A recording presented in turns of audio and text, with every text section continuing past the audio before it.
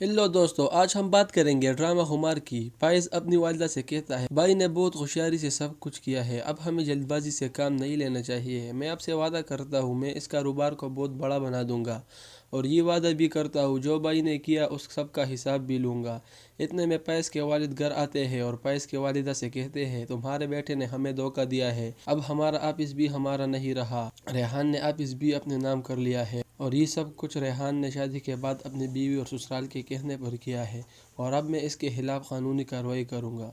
रेहान और इसकी बीवी को अब कभी इस घर में नहीं आने दूंगा। ये सुनकर पायस अपने वालिद से कहता है, आप ऐसा कुछ नहीं करेंगे, मैं खुद भाई से बात करूंगा। पायस के कमरे से चले जाने के बाद पायस के वालिद बहुत परेशान होते हैं और पायस के वालिद से कहते हैं, मुझे एक बात सच सच बताना, क्या तुम और हरीम डॉक्टर के पास गए थे?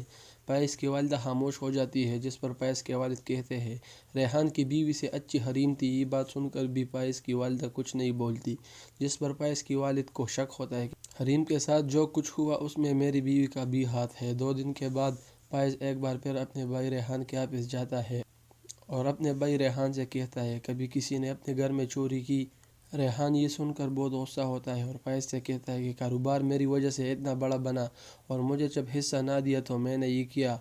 इसके बाद फैज़ वापस अपने घर आता है और सारी बात अपनी वालिदा को बताता है। फैज़ की वालिदा बहुत परेशान होती है। फैज़ की वालिदा कहती है, मैंने बहुत चाहत से रेहान के लिए एक लड़की को घर लाई, मगर उसने मेरा बेटा और जायदाद सब कुछ मुझसे छीन लिया है।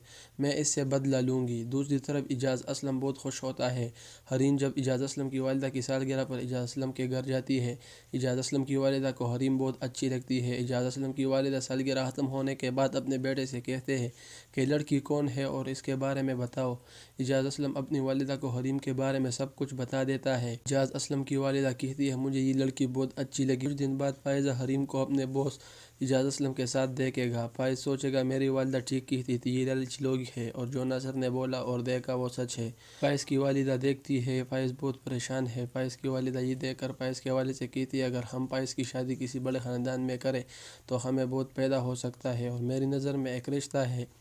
मगर फैज़ के वालिद कहता है, हमने पहले भी लालच की और अपने बड़े बेटे रेहान की शादी बड़े ख़ानदान में कर दी ताकि उसके ससुराल की सब जायदाद भी हमारे बेटे को मिल जाए, मगर ऐसा कुछ भी नहीं हुआ।